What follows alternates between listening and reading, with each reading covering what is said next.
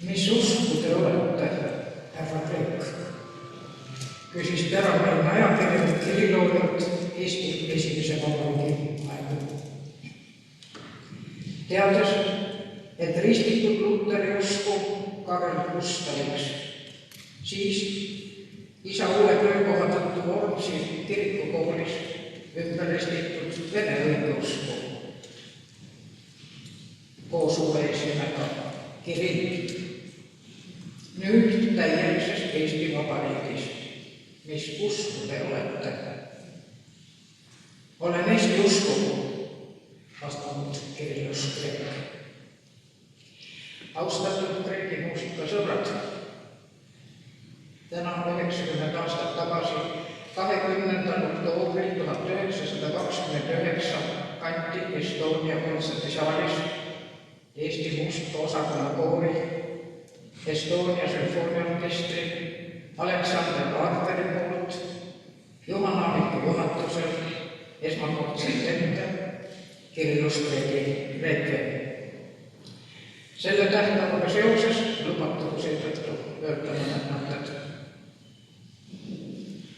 3. detsembril 1989 avati Haapsalus Kreeki monument. Viidi lilli vanale kalmistule Kreeki hauale. Kuulati Uuemõisa lossis Kreeki kauaaegses töökohas Läänemaa õpetajate seminaris. Kuulati seal Filharmoonia kammerkoori kontserti ja anti Veljo Tormisele Kreeki-nimeline preemia. Olen Kreeki uskugu, ütles Veljo Tormis. Hiljem rääkis Tormis, et ta on lapsena pidanud Kreeki kõige ilusamaks Eesti heliloojate seast, kellede portreefotosid ta Eesti-aegse muusikalehe vanadest aastakäikudest oli korduvalt vaadanud. Õpetaja Kreekiga oli Tormise kokkupuude Tallinna konservatooriumi oreliklassis õppides analüüsitunnis üsna lühiajaline. Loomingule jõudmine tuli hiljem. Reekvemi puhul kerkib tavaliselt küsimus, kelle mälestuseks on teos loodud.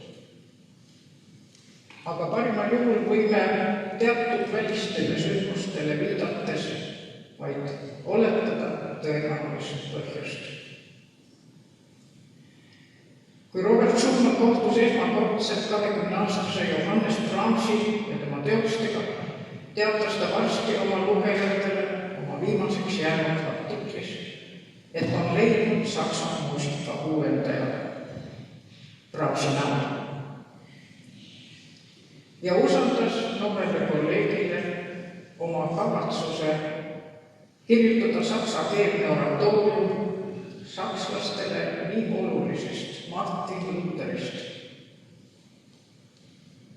Me võime vaid oletada, et Brahmsi saksa reekviem, mille tekstid valis Brahms saksakeelse piibli tõlke kirjakohtadest,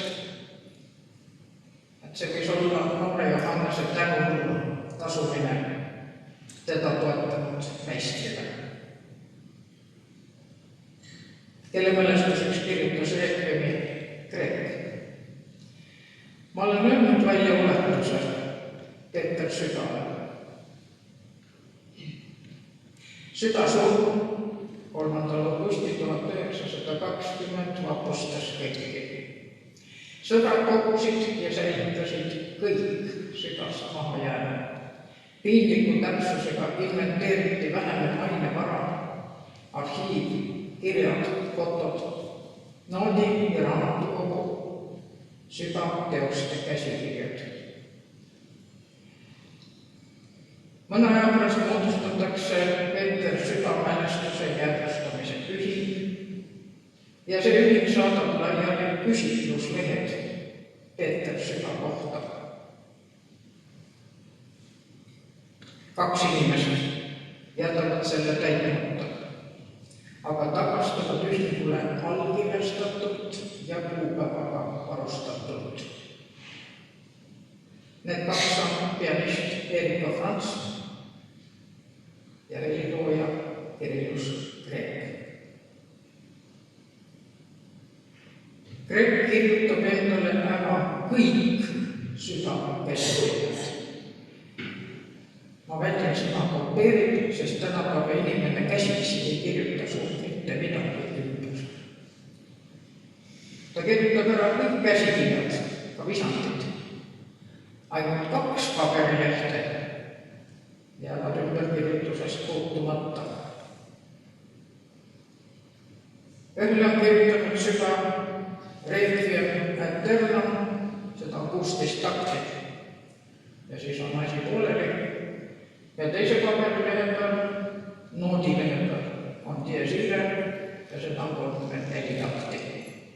Neid Kreek ei puutu. Ma võin oletada selle kirjavara järgi, mis säilinud on, aga Kreek on 2 korda põhjalikult põlenud. Kreek ja süda olid hingeliselt väga lähedased.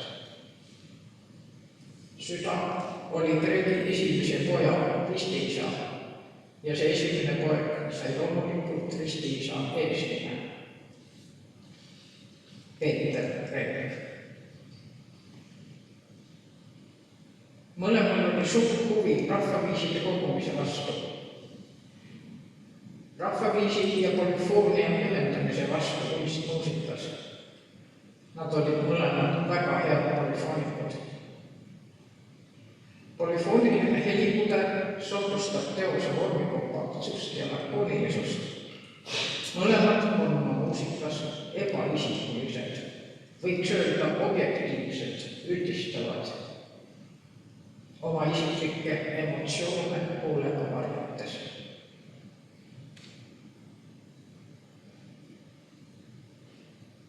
Kreeki Requiemi alguses kõlav Big Beni motiiv on pärit William Rothschild Cambridge'i muusikaüliõpilasena kirjutas ta St. Mary kirikule selle 1793. Londoni parlamendihoone kellatornis kõlab see 1859. aastast.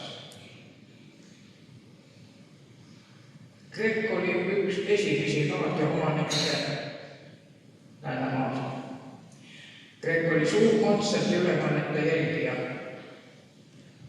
On teada, et Eesti esimene raadiosaade anti eetrisse 11. mail 1924 Haapsalus.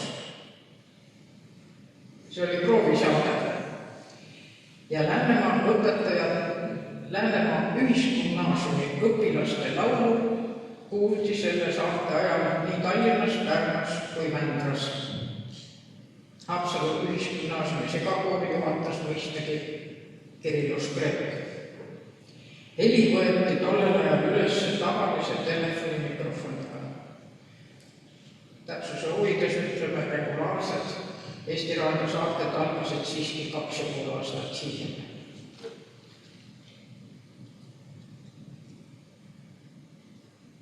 Nagu teada, kuulis Kreek oma suurt teost elavas ettekandes viimast korda 18. veebruaril 1940. Tahaksin öelda siin samas saalis, aga see saal sai vahepeal teatavasti kõvasti pihta ja ta taastati, aga ikkagi põhimõtteliselt Estonia kontsertisaalis. Tagantjärgi tähistati siis Kreeki 50. sünnipäeva. Minu kätte on sattunud üks Kreeki käsikiri. Partituur 48 lehekülge. Requiem. Seatud puhkpilli kvintetile ja klaverile. See on lõpetatud 1959. aasta 12. septembril. Ei ole teatet selle seade esituse kohta. Miks Kreek selle tegi? Ta töötas selle partituuri kallal kuu aega Kas ta lootis veel kuulda seda teost elamas ettekandes, sest kui teksti ei ole, ehk siis. Ja lõpuks on see seadme tegemise aeg mõni kuu enne Kreegi 70. sünnipäeva. Juubelikontsert tuli. Kas see oli lootus või mitte? Me ei tea. Aga Puhkpilli kvinteti kui koosseisu ilmumine Kreeki loomingusse vajakas selgitust.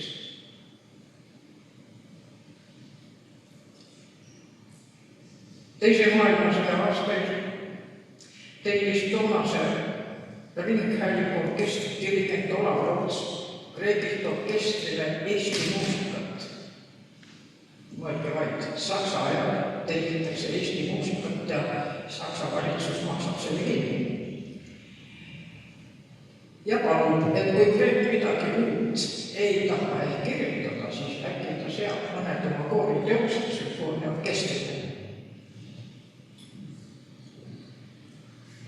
Roots sai südid, Kreek sai honorari, oma elu kõige priskema honorari, isegi noodipaberid. Südid kanti ette ja mitte ainult Tallinnas. Roots kui väga hea dirigent liikus selle 3. impeeriumi piirides. Võiks öelda kontserteerimine koos Eesti muusikapartituuridega. Nõukogude võimu tulekuga muidugi pilt muutub ja teoste ettekannetega ei ole Kreeki põhjust rõõmu tunda.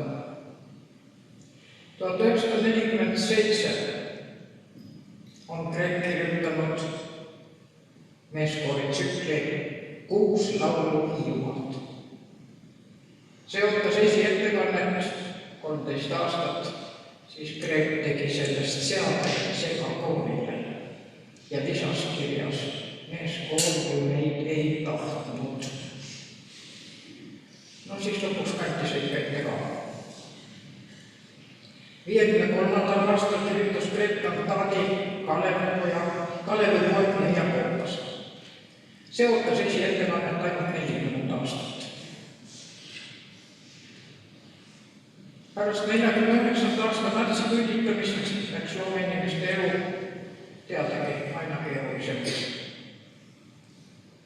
50. aastal vallandati konservatooriumist üsna hulk pedagooge Kreeksel hulgas. Ta teosed Erinevate Liidus kritiseeriti ja need teosed peaaegu keegi ei esita.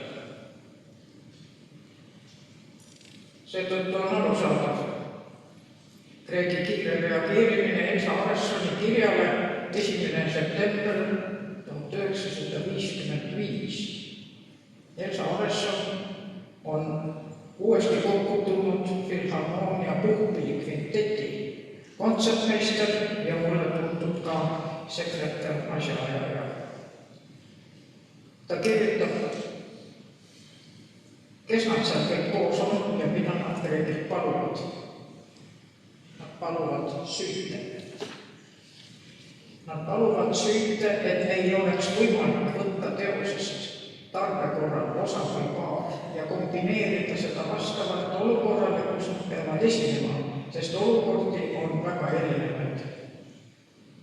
Siin saalis ei pruugi olla palju neid inimesi, kes mäletavad, missugune oli perifeeria varustamine kunstiliste kollektiividega 40.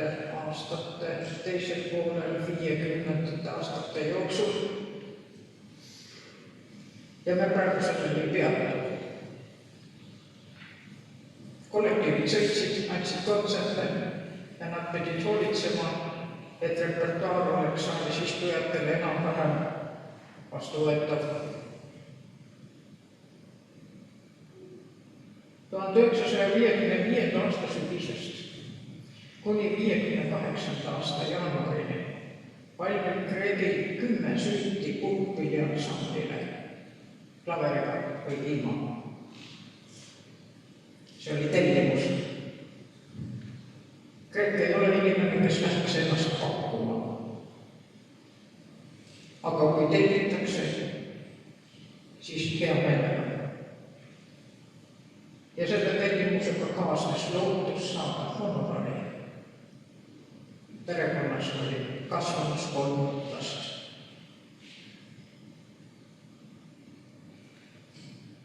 See vähene kirjavahetus Elsa Avessoni ja Kirillus Kreeki vahel sisaldab kohe niisuguse kirja, mis algab nii. Lugupeetav maestro, täname teid meeldiva saadetuse eest. Palume pisut kannatlikkust, kuni selguvad ametlikud seisukohad. Ja siis kohe teatab teile väljavaateist selle teose esitamise suhtes. See võib käia Reelfeni seade kohta puhkpilli kvintentile ja kuupäevad partituuril ja kirjal võiksid seda oletust lubada. 1906. aasta septembris on Gustav ümber ristitud Konstantin Kreegi taskuraamatus sisse kandnud.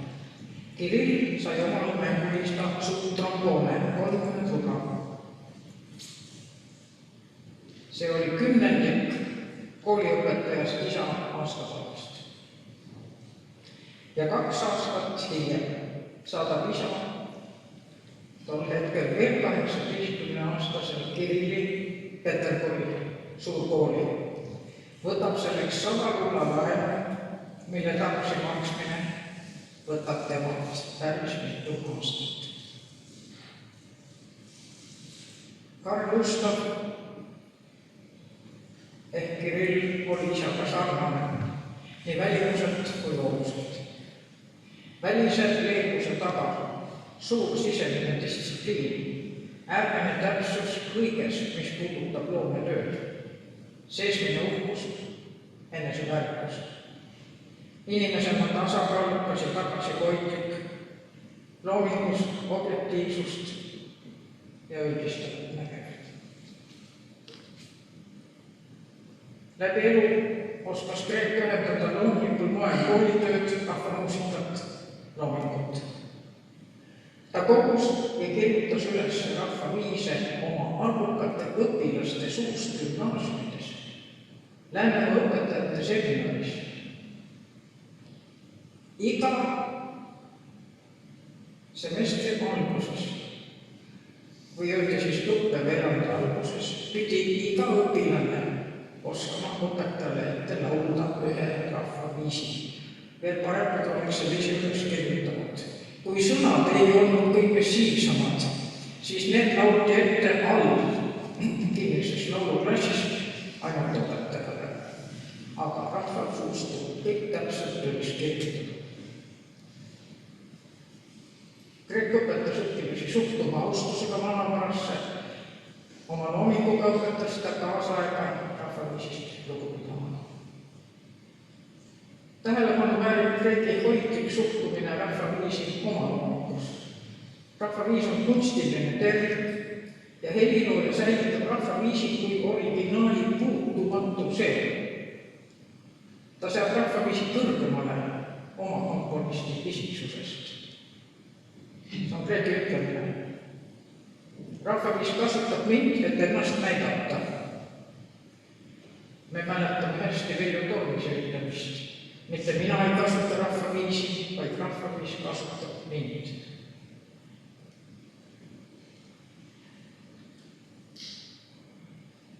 Ilmselt sõjaastatel küsinud keegi Haapsalus Kreeki käest, kuidas elad. Ei elagi, ootab paremaid aega. Elu lõpuaastaid lohutas ta oma muretsevat perekonda, et isa teoseid ei esitata. Minu aeg tuleb nii umbes 30 aasta pärast. Prohvetlik oli ju selge.